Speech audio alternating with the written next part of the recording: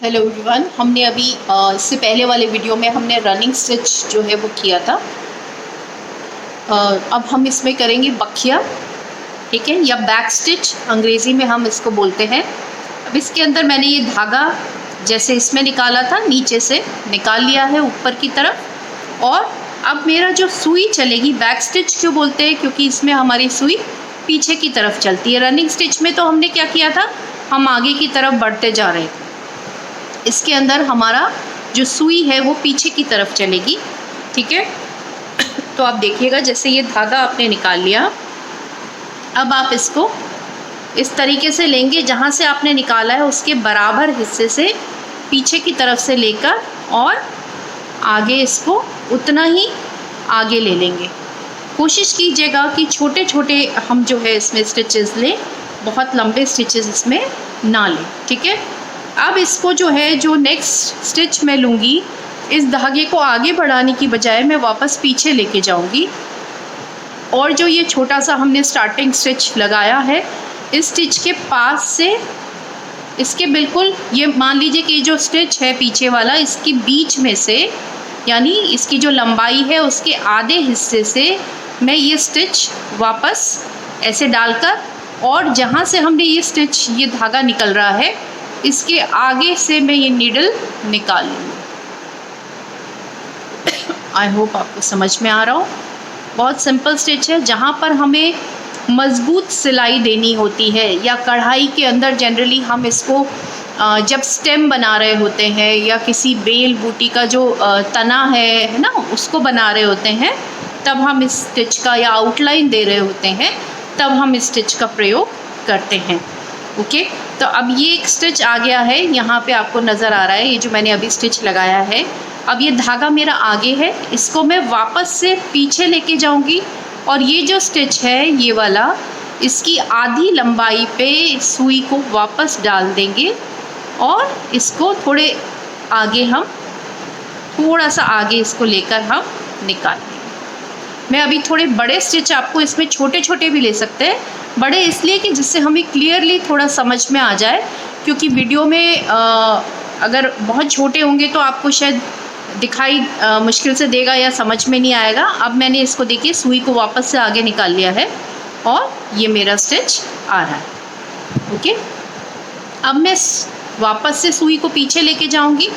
ये मेरे ये निकला हुआ है, इसको वापस पीछे लेके जाऊंगी, और जो मेरा लास्ट स्टिच है उसके आधे लंबाई पे मैं इसको लेकर, और जहाँ से धागा निकल रहा है, ये इसके थोड़ा सा आगे सुई को वापस निकाल लूँ।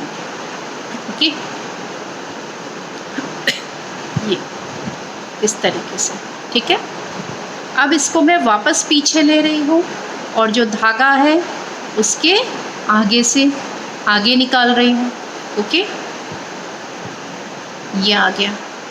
ये देखिए, आपको आई होप गौर से आप देखेंगे तो दिखाई दे रहा होगा, ये कुछ कुछ जिगजैग टाइप चल रहा है, ठीक है। अब हम ये जो धागा आगे निकल रहा है, वापस इसको पीछे लेके जाऊंगी, और ये जो लास्ट स्टिच है इसके हाफ उससे मैं सुई को वापस डालूंगी, ठीक है। ये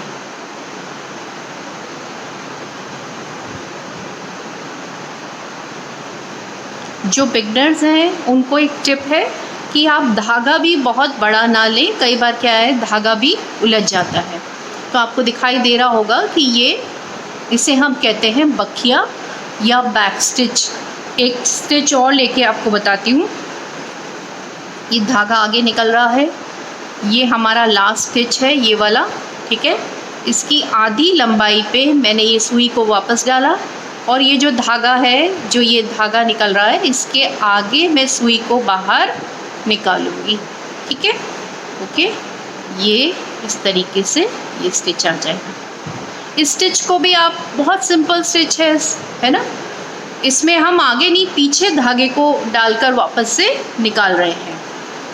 तो आप इस स्टिच को भी डेकोरेटिव उसके अंदर इस्तेमाल कर सकते हैं, ठीक है। आप दो अलग अलग, जैसे ये रेड कलर का ले लिया, अब ब्लू कलर के थ्रेड से बराबर, इसके बराबर एक और लाइन, तो ये दो कलर के जो है आपकी सिमिलर लाइन, ये एक अलग पैटर्न बन जाएगा। आप अपने कुर्ते की नेक लाइन्स पे या स्लीव्स की नेक लाइन पे, स्लीव की उस पे आप जो है इस तरीके की एम्ब्रॉयडरी इस्तेमाल कर सकते हैं। अभी आपको आपके कोर्स के लिए या तो आप इसके हैंकीज़ बना लीजिए छोटे छोटे, ठीक है, जो मैंने 2 स्टिच आपको अभी बता दिए हैं। अगर आप हैंकीज़ नहीं बनाते हैं, आप थोड़ा अच्छा, अभी आपके पास में टाइम भी है और अच्छा कर सकते हैं आप इसको, आप छोटी टेबल कवर बना सकते हैं, उसके ऊपर कोई भी एक एम्ब्रॉयडरी को यूज़ करते हुए एक छोटा सा पैटर्न कॉर्नर पे बना सकते हैं, ठीक है। तो ये आपके आर्टिकल्स भी तैयार हो जाएंगे और आपको एम्ब्रॉयडरी की प्रैक्टिस भी हो जाएगी, ठीक है। ये हमने आगे निकाला है एंड अगेन हम लोग पीछे से इसको लेकर और फिर इसके आगे से निकाल रहे हैं, ठीक है। तो ये आपका दूसरा स्टिच हो गया जो आज हमने किया है। अब इस स्टिच में और इसमें क्या डिफरेंस है, इस रनिंग स्टिच में हमने देखा, या सिंपल जो स्टिच है उसमें हमने देखा कि धागा फिर गैप है, फिर धागा फिर गैप, फिर धागा फिर गैप, फिर गैप है ना, तो ऑल्टरनेट चल रहा है धागा और गैप, ओके। अब इसके अंदर आप देखोगे तो धागा जो है कंटिन्यूसली आ रहा है, कहीं पर भी आपको गैप नज़र में नहीं आ रहा है, ठीक है। और अगर हम इसको पीछे से भी देखें तो रनिंग स्टिच में क्या था, धागा गैप, पीछे भी वही पैटर्न था।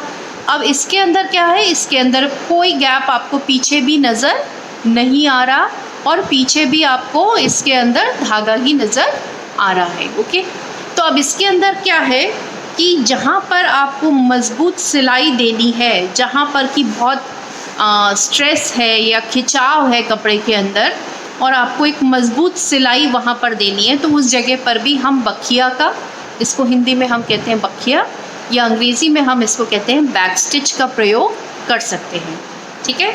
तो आप इस तरीके से ये थ्रेड्स का इस्तेमाल करके और ये एम्ब्रॉयडरी, बहुत सिंपल स्टेप है, ये स्टिचेस हैं जो मैंने आपको आज बताए हैं और मैं चाहूँगी कि आप ये 3 स्टिच आज कंप्लीट कर लेंगे और इसके जो भी आर्टिकल आप तैयार करेंगे, या तो आप हैंकी तैयार कीजिए, है ना, या आप इसके कोई टेबल क्लॉथ है, पिलो कवर बने बनाए आते हैं, बहुत सिंपल है। प्लेन पिलो कवर लेके आप उसके साइड में इस तरीके की एम्ब्रॉयडरी करके उसको स्पेशल बना सकते हो किसी कॉन्ट्रास्ट कलर से, ठीक है। आप अपने जो ओल्ड कुर्ते हैं या जो भी गारमेंट्स हैं आपके, उनको आप एम्ब्रॉयडरी से एक नयापन दे सकते हैं, ठीक है। ये आपके ऊपर डिपेंड करता है कि आपको स्टिचेस लंबे लेने हैं या छोटे लेने हैं, ओके। तो ये आपका दूसरी स्टिच आज की। तीसरी स्टिच जो है वो भी बहुत सिंपल है ना, बट धीरे धीरे हम थोड़ा कॉम्प्लिकेटेड स्टिचेस पे आएंगे। तीसरी स्टिच हमारी है जिसे हम कहते हैं चेन स्टिच। चेन स्टिच के लिए भी ये देखिए मैंने सुई नीचे से वापस से निकाल ली है, ठीक है। चेन स्टिच कैसे लेनी है थोड़ा ध्यान कर लीजिएगा। ये धागा हमने नीचे से निकाल के, अब इसको मैं क्या कर रही हूँ, जो मेरा लेफ़्ट हैंड है ना, उसके अंगूठे में इस धागे को तिरछा करके दबा लिया, ओके। अब जहाँ से मेरा धागा नीचे से निकला है उसी जगह से मैं वापस से सुई को डालूँगी और सामने की तरफ छोटे डिस्टेंस पे, पहले एक बड़ा लेके बताती हूँ, है ना, जिससे आपको समझ में आ जाएगा। ये ऐसे करके मैं सुई को जहाँ से धागा निकला है वहीं पे वापस सुई को डालकर और इस सुई को वापस इस तरीके से निकाल लूँगी। ये जो मैंने धागा दबाया था साइड में वो दबा ही रहेगा और इसके ऊपर से, धागे के ऊपर से मैंने ये धागा खींच दिया है। तो अब आप देख रहे हो चेन जैसा बन गया है, गोल ऐसा चेन जैसा बन गया है, ठीक है। चेन की कड़ियाँ होती हैं उस तरीके का पैटर्न इसमें आता है। अब दूसरे, इसको और आगे बढ़ाने के लिए फिर से मैं क्या करूँगी, इस धागे को अपने हाथ के अंदर ऐसे दबा लूँगी अंगूठे के अंदर और ये जो सुई है हमारी, इसको मैं वापस से कहाँ से डालूँगी, जहाँ से धागा निकल रहा है, ये वाला धागा, ठीक है। इस लूप के बिल्कुल टिप पे से वापस ये सुई अंदर डालूँगी और अब की बार मैं छोटा स्टिच लूँगी। तो ये मैंने ऐसे आगे से निकाल लिया है, ठीक है। ये धागा आपके कपड़े पर ही है, सुई को आपको ऊपर उठा के बस सिंपल है इसको खींच लेना है और ये अंगूठे में से धीरे से इसको छोड़ देना है। ये फिर से आपका एक चेन तैयार हो गया, ओके। अब आप इसको फिर से, ये मैंने अपने अंगूठे में दबा दिया और सुई को, धागे को हम ऐसे आगे से गोल घुमा लेते हैं यूँ, और फिर वापस से मैं उसी जगह जहाँ से धागा बाहर निकल रहा है मैं सुई को वापस डाल रही हूँ, और इसको आप देखेंगे मैं इससे ये वापस से सुई निकाल रही हूँ। ओके, तो ये आपका ये चेन स्टिच वापस बन गया है ना। मैं थोड़ा बारीक ले रही हूँ, आप ऐसे बारीक लेते हैं तो ज़्यादा अच्छा लगता है, ज़्यादा सुंदर दिखाई देता है।